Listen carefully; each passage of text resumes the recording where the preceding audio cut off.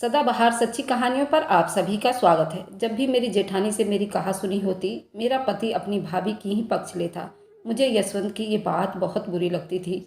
जसवंत जब भी ड्यूटी से घर आता, पहले अपनी भाभी के पास जाता और भाभी के हाथों खाना खाने के बाद ही मेरे पास आता। भाभी के तीनों बच्चों के साथ में जसवंत का बर्ताव ऐसा था जैसे तीनों उसी के बच्चे हों। मैं चाहती थी कि जसवंत अपनी भाभी से दूरियां बनाकर रखे, लेकिन मेरी बात नहीं मानता था। मैंने तय कर लिया था कि मैं यशवंत से उसकी आखिरी राय जान लूं। अगर वो मेरी बात मान लेता है तो ठीक है, वरना अब मैं उसके घर में नहीं रहूंगी। एक दिन सुबह सुबह ही मेरी जिठानी से किसी बात पर मेरी कहासुनी हो गई। मैंने जसवंत से कह दिया, अगर वह इस घर से अलग नहीं हुआ तो मैं अपने घर चली जाऊंगी और फिर कभी लौट कर नहीं आऊंगी। मेरी बात सुनकर जसवंत ने हमेशा की तरह बुरा सा मुंह बना लिया और अपने काम पर चला गया। पूरे दिन मैंने अपनी सास से भी बात नहीं की और अपने कमरे में ही पड़ी रही। शाम हुई तो मेरी सास मेरे कमरे में आई और बोली, अनीता, तुम चाहती क्या हो? तुम्हें अलग ही रहना है तो किचन अलग कर लो और अपने पति की कमाई भी खुद ही रखो, लेकिन मैं अपने जीते जी इस घर का बंटवारा नहीं होने दूंगी। मैंने सास से कहा, मुझे आपके घर में कोई बंटवारा नहीं करना है, बस मैं इस घर में और नहीं रह सकती। मेरी ये बात सुनकर मेरी सास कुछ ना बोली और वहाँ से चली गई। शाम तक मैं अपने कमरे में पड़ी रही। मैं किचन की ओर बढ़ी और वहाँ मुझे मेरी जेठानी नजर आ गई। मैं लौटकर कमरे में आ गई और किचन से अपनी जेठानी के फारिग होने का इंतजार करने लगी, क्योंकि मुझे जोर की भूख लगी थी और जसवंत के लिए भी कुछ खाना बनाना था। लेकिन अपनी जेठानी के रहते मैं किचन में नहीं जाना चाहती थी।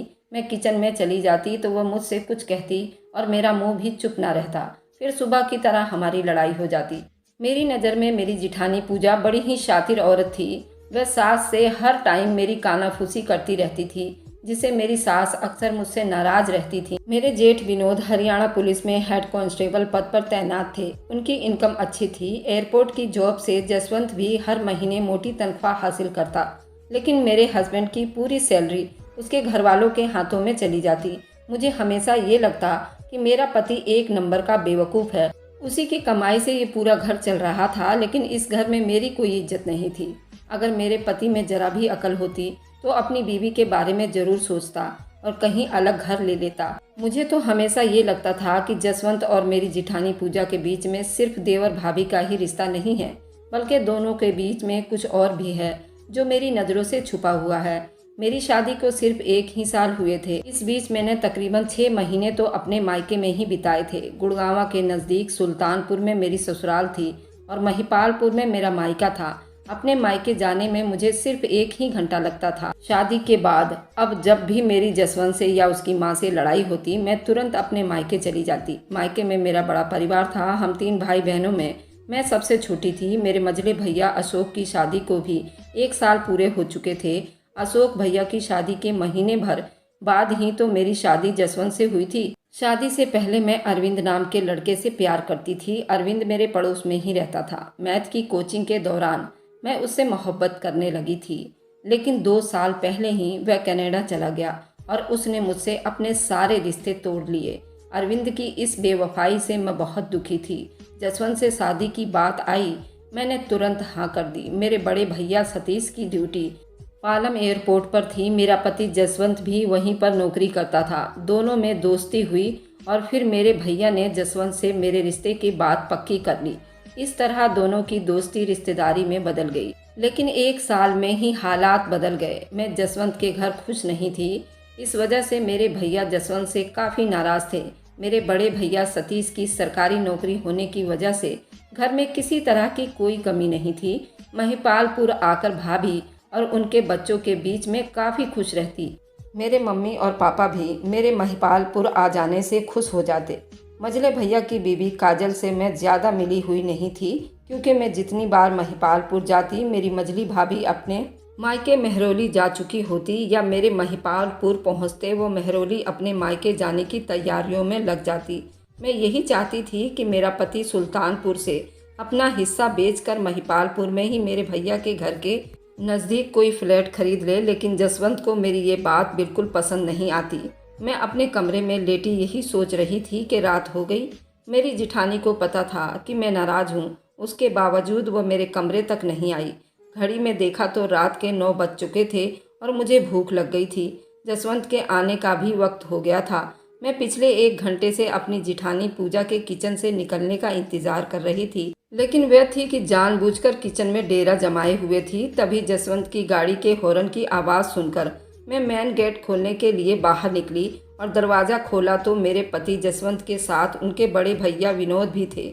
मैंने अपने जेठ विनोद जी के पांव छूकर आशीर्वाद लेना जरूरी नहीं समझा। मेरे जेठ हरियाणा पुलिस में थे, इसलिए वह सप्ताह में कभी कभार ही घर आते थे। आस पड़ोस में मेरे जेठ विनोद की काफ़ी इज्जत थी।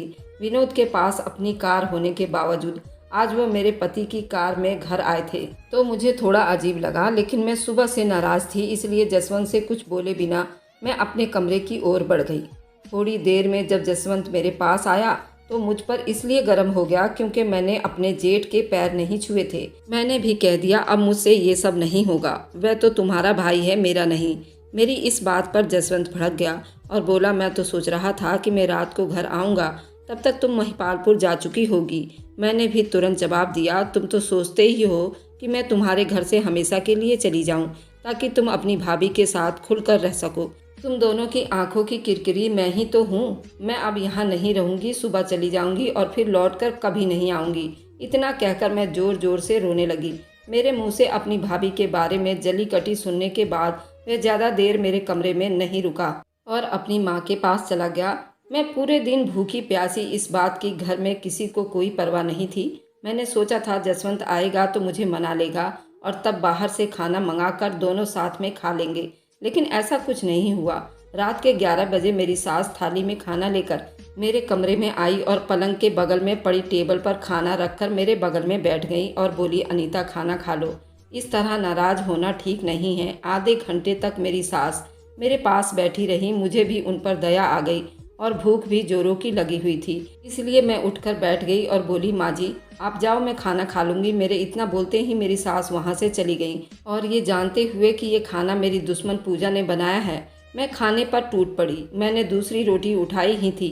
मेरे जसवंत कमरे में आया और जब उसने देखा कि मेरे पास पानी नहीं है तो किचन से पानी का गिलास ले आया। जब तक मैं खाना खा रही थी जसवंत मेरे पास ही बैठा रहा।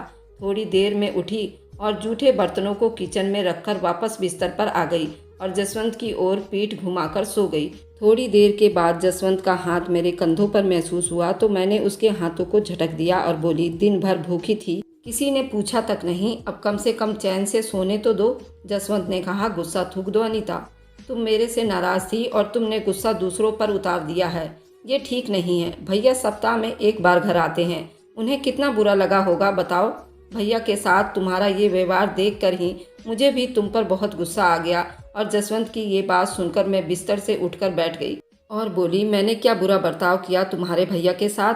मूड नहीं था, नमस्ते नहीं किया, ये तुम्हें नजर आ गया, लेकिन तुम्हारे भैया की बीवी पूजा मेरे साथ जो बुरा बर्ताव करती है तो वो तुम्हें कभी नजर नहीं आया। जसवंत ने कहा देखो अनीता, हर क्रिया की प्रतिक्रिया होती है। तुम जैसा बर्ताव दूसरों से करोगी तुम्हें बदले में वैसा ही बर्ताव दूसरों से वापस मिलेगा। तुम बदलोगी तो और लोग भी बदल जाएंगे। मैं बोली मुझे ज्यादा ज्ञान मत सिखाओ जसवंत, तुम्हें तो सारी कमी मुझ में ही नजर आएगी। वह औरत तो तुम्हारी नज़र में हमेशा देवी रहेगी। मैं सब समझती हूँ कि तुम ऐसा क्यों करते हो, क्योंकि वह तुम्हारी भाभी नहीं बल्कि तुम्हारी रखेल है। रहो उसी के साथ, मैं बस रात बिताने का इंतजार कर रही हूँ। मैंने एक बार फिर से जसवंत को गुस्सा दिला दिया था। वह बोला अनीता तुम हद से आगे मत बढ़ा करो, जुबान को कंट्रोल करो, वरना। मैंने जसवंत की बात को बीच में ही काटते हुए झट से कह दिया वरना क्या, तुम्हारा भाई पुलिस में है तो तुम कुछ भी कर लोगे और मैं चुपचाप बैठ जाऊंगी, ऐसा सोचना भी मत। मैं भी दिल्ली की लड़की हूँ, किसी से डरती नहीं हूँ, समझे। मेरी ये बात सुनकर जसवंत बिस्तर से उठ खड़ा हुआ और दरवाजे की ओर बढ़ गया। मैंने चिल्लाते हुए कहा जाओ अपनी रखेल के पास ही रात बिता लो। आज जसवंत पीछे मुड़ा और मेरे गालों पर जोरदार तमाचा लगाकर मेरे कमरे से बाहर निकल गया। मैं रात भर रोती रही लेकिन मेरे कमरे में कोई नहीं आया। सुबह सुबह उठकर मैं महिपालपुर जाने की तैयारी में लग गई। मैं अपना जरूरी सामान इकट्ठा कर रही थी कि मेरे हस्बैंड की एक डायरी मुझे मिल गई। 2016 की इस डायरी में मेरे हस्बैंड की लिखी कुछ शायरी वगैरह थी। जसवंत ने मुझे इस डायरी के बारे में बताया था कि ये डायरी उनके किसी जिगरी दोस्त ने उन्हें गिफ्ट की थी, लेकिन वे दोस्त बहुत दूर जा चुका है, इसलिए ये डायरी उसकी यादों के तौर पर संभाल कर रखी हुई है। न जाने क्यों मैंने जसवंत के दोस्त की ये डायरी भी अपने सामान के साथ रख ली और घर से निकल गई। किसी ने भी मुझे रोकने या मनाने की कोशिश भी नहीं की। घर से निकलकर महिपालपुर के लिए मैंने ऑटो पकड़ लिया। अगले 1 घंटे में मैं अपने घर पर थी। जब मैं पहुंची तब मेरे बड़े भैया सतीश अपनी ड्यूटी पर जाने की तैयारी में लगे थे, लेकिन मुझे देखकर उन्होंने छुट्टी कर ली और मेरे मुंह से मेरे ससुराल में होने वाले जुल्म की दास्तान सुनकर माथे पर हाथ रख लिया। मेरी दास्तान सुनकर मेरे घर वाले बेहद दुखी थे। माँ ने तो यहाँ तक कह दिया अब मुझे ससुराल जाने की ज़रूरत नहीं है। मेरी बड़ी भाभी मुझे अपनी छोटी बहन की तरह प्यार करती थी। सुबह का खाना भाभी के साथ ही खाया था। इत्तेफाक से मेरी मझली भाभी घर पर ही थी, लेकिन अब तक उससे बात करने की मुझे फुर्सत नहीं मिली थी। खाना खाने के दौरान भैया ने मुझसे कहा, अनीता, मैंने घर के सामने वाली बिल्डिंग में 3 HB के 2 फ्लैट खरीदे हैं। एक अशोक और काजल के लिए और दूसरा तुम्हारे लिए। तुम खाना खा लो तो मैं तुम्हें वो फ्लैट दिखाकर लाता हूँ। भैया की बातों को सुनकर मेरी माँ ने कहा, सतीश, उस लालची आदमी की बात अब मत कर। मेरी बेटी उस आदमी के साथ कभी खुश नहीं रह पाएगी। अनीता की दूसरी शादी के लिए रिश्ता खोजो। मैं बोली, माँ, मैं अब दूसरी शादी नहीं करूँगी। पढ़ी लिखी हूँ, मुझे जॉब मिल जाएगी।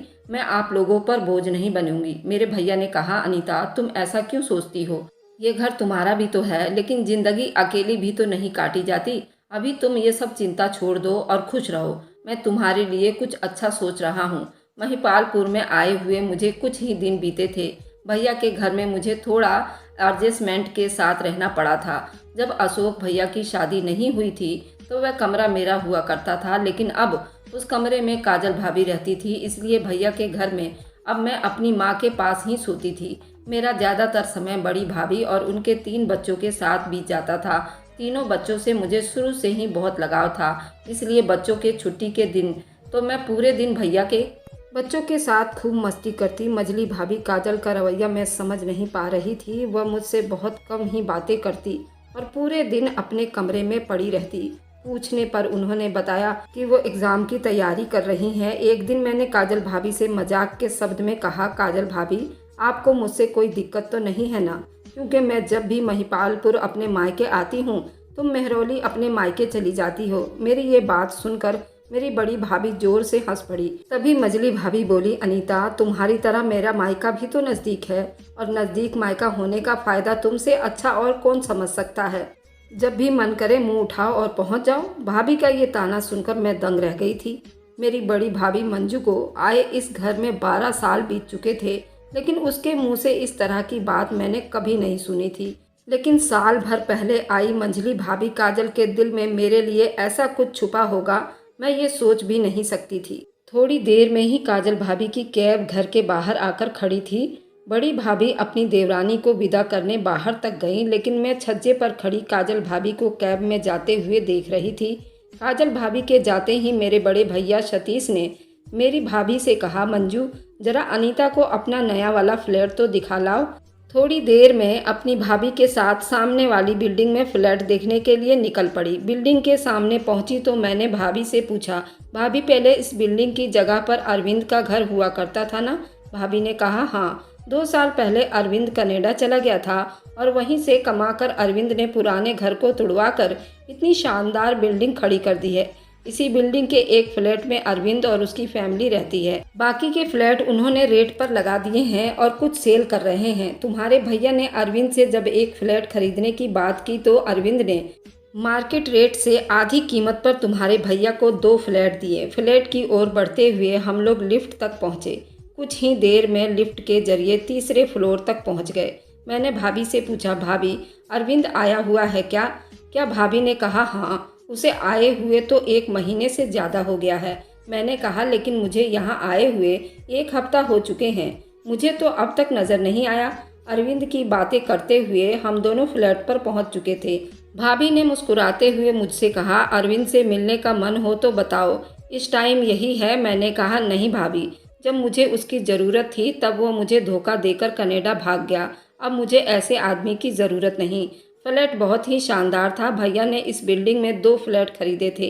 एक मेरे लिए और एक मेरे छोटे भाई अशोक के लिए। मुझे तो ये फ्लैट बेहद पसंद आया, लेकिन मेरा पति जसवंत यहाँ रहने को राजी हो तब ना, वरना मैं अकेले यहाँ रहकर भी क्या करती। मेरी भाभी ने कहा, तुम 2 मिनट यहीं रुको, मैं अभी आती हूँ। बड़े से हॉल में अकेली खड़ी फ्लैट के इंजीनियर को निहारने में लग गई। 5 मिनट बाद ही भाभी लौटी तो उनके साथ अरविंद भी था। अरविंद को देखकर मुझे बहुत गुस्सा आया। मैं उसे तो कुछ ना बोली, लेकिन मैंने अपनी भाभी को फटकार लगा दी। मैंने कहा, भाभी मुझे तुमसे ये उम्मीद नहीं थी। तभी अरविंद ने कहा, अनीता, मैं कनाडा गया तो वहाँ 1 साल ग्रेजुएशन की वजह से परेशान रहा, इसलिए तुमसे संपर्क ना कर पाया और इसी बीच यहाँ तुमने शादी कर ली। जब मुझे ये बात पता चली तो मैं भी बहुत परेशान हो गया, लेकिन मैं कर भी क्या सकता था। मैंने हालात से समझौता कर लिया। तुम शादी कर चुकी हो, लेकिन मैंने अभी तक शादी नहीं की, बस यही कहने चला आया। अब तुम अपना फ्लैट देखो, मैं जा रहा हूँ। अरविंद वहाँ से जाते ही मेरी भाभी मुस्कुराती हुई मुझे बोली, अरविंद को तुमसे मिलवाने का आइडिया तुम्हारे बड़े भैया का ही था, लेकिन तुम तो मुझ पर ही गुस्सा हो गई। वह एक दिन कह रहे थे ना कि उन्होंने तुम्हारे लिए कुछ अच्छा सोचा हुआ है, तो वह अरविंद को लेकर ही ऐसा बोल रहे थे।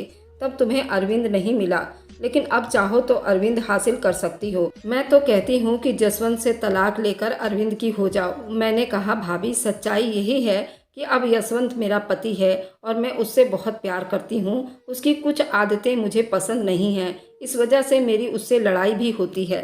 लेकिन इसका मतलब ये नहीं है कि मैं उसे तलाक दे दूँ। मुझे पता होता कि फ्लैट के बहाने तुम मुझे अरविंद से मिलवाओगी तो मैं तुम्हारे साथ यहाँ कभी नहीं आती।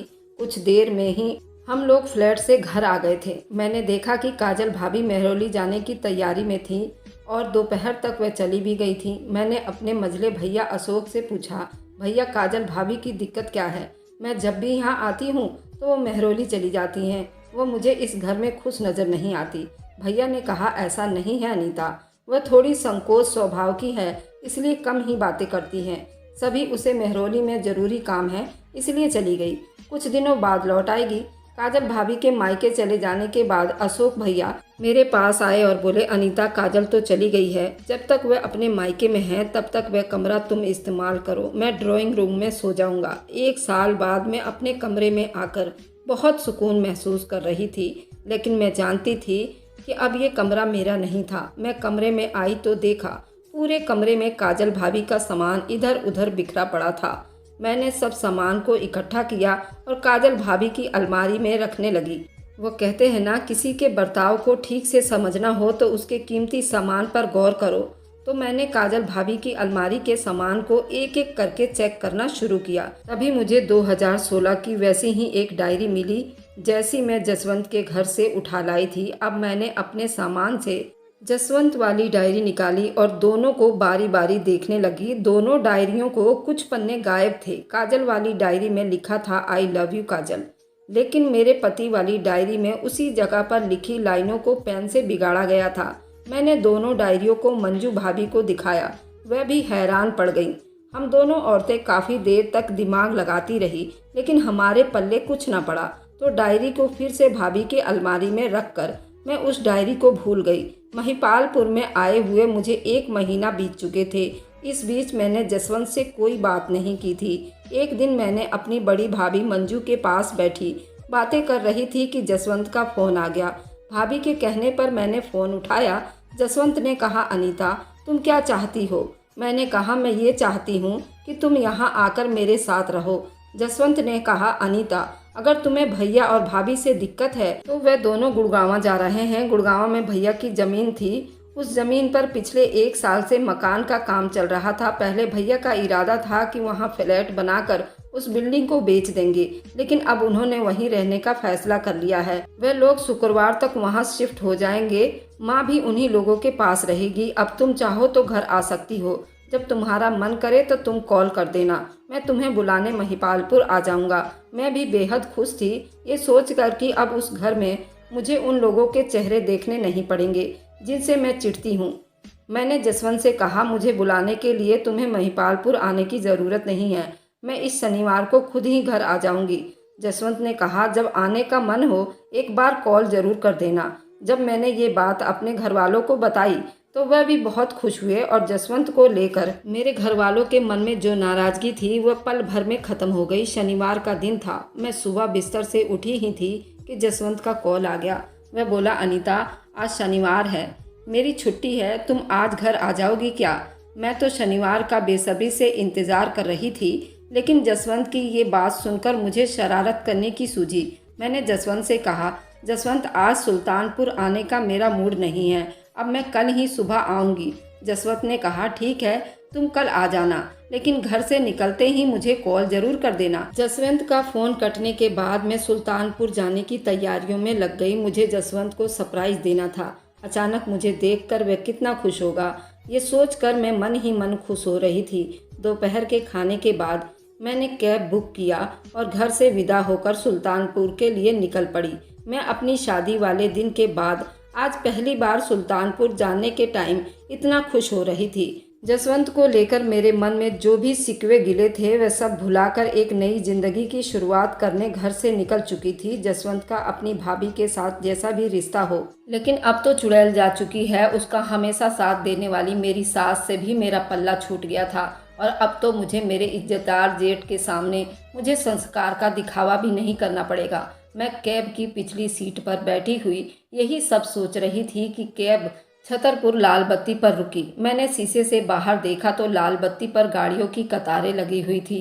फिर मैंने अपनी दाहिनी ओर की खिड़की से बाहर नज़र डाली और अगले पल मेरी नज़र मेरे पति जसवंत की कार पर पड़ गई। मैंने सोचा कि यहीं उतरकर अपने पति की कार में जाकर बैठ जाऊं, लेकिन तभी ग्रीन सिग्नल हो गया और गाड़ियां सरकना शुरू हो गई। मेरी नज़र लगातार मेरे पति की कार पर बनी हुई थी। जसवंत को कॉल करने के लिए मैंने अपना फ़ोन निकाला ही था कि मेरी कैब थोड़ा आगे बढ़ी और जसवंत की कार मेरे बिल्कुल बराबर में आ गई। तभी मेरी नज़र जसवंत की अगली सीट पर बैठी हुई एक जवान औरत पर पड़ी। मैं देखते ही उस औरत को पहचान गई। ये मेरी मंझली भाभी काजल थी। मैंने कैब वाले को कहा, भैया, बगल वाली कार के पीछे पीछे चलो। जसवंत की कार सुल्तानपुर के लिए मुड़ी और सीधे घर के गेट के आगे रुक गई। मेरी कैब उस कार से थोड़ी ही दूरी पर खड़ी थी और मैं अपनी कैब में बैठी अपने हस्बैंड पर नज़र रखी हुई थी।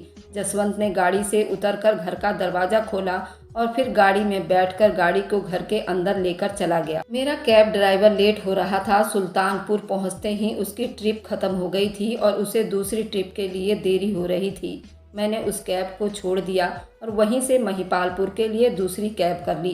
थोड़ी देर पहले सुल्तानपुर आते समय जितना खुश थी, वापसी में महिपालपुर जाते हुए मैं उतना ही दुखी थी और परेशान थी। मेरी भाभी काजल मेरे हस्बैंड जसवंत के साथ थी और दोनों इस टाइम मेरे ही बेडरूम में अय्यासियाँ कर रहे होंगे। मैं अपने पति से ज़्यादा तो अपनी मझली भाभी काजल को लेकर हैरान थी। काजल एक साथ दो जिंदगियों को तबाह कर रही थी। मेरे पति को उसने फंसाया हुआ था और मेरे भाई को तो धोखा दे रही थी।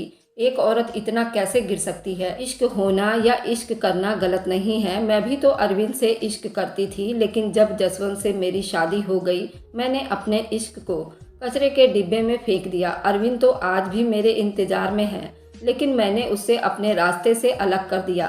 शादीशुदा होने के भी कई मर्यादा होती हैं, जिसे लांघना समाज को गर्त में ले जाता है। यही सब सोचते हुए मैं फिर से महिपालपुर पहुंच गई।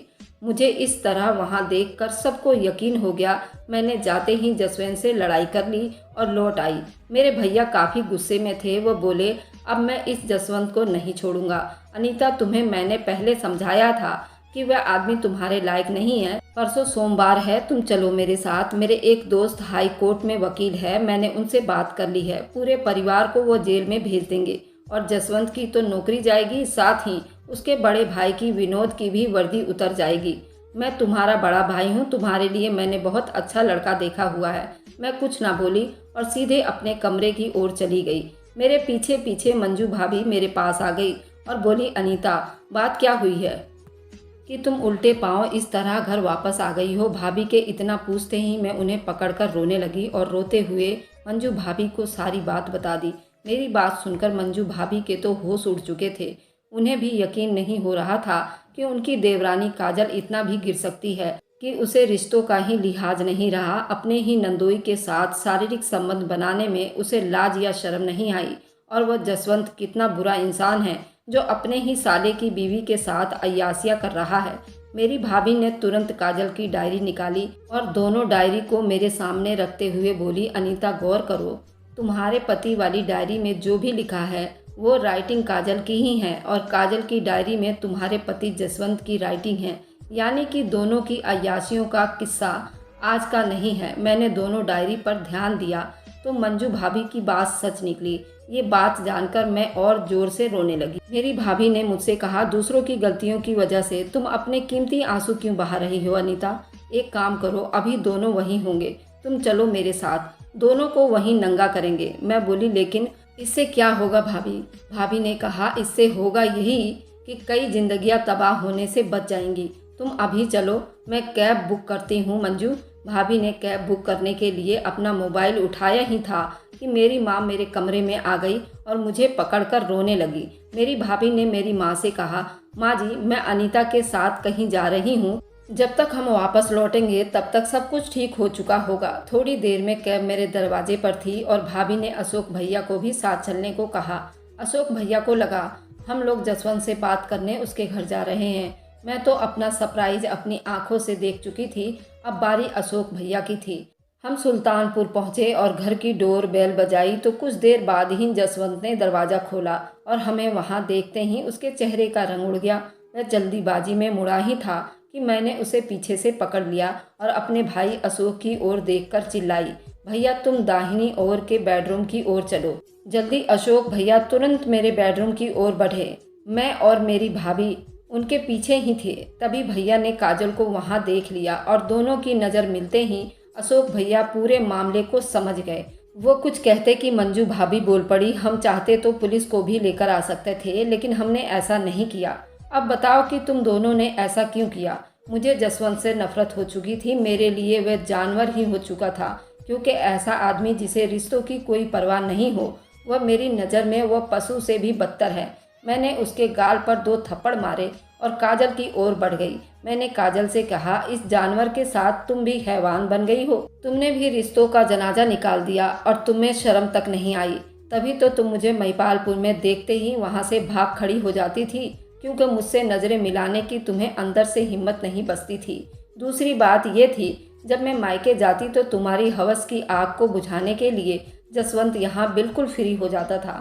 तभी जसवंत बोल पड़ा, अनीता बात यह है कि काजल और मैं एक दूसरे से पिछले 15 सालों से प्यार करते हैं, लेकिन 1 साल पहले ही काजल की मर्जी के खिलाफ इसके घर वालों ने तुम्हारे भाई अशोक से शादी कर दी थी। मैं भी उस टाइम कुछ ना कर पाया था और मैंने भी तुम्हारे बड़े भाई से तुम्हारे लिए अपनी शादी की रजामंदी दे दी थी।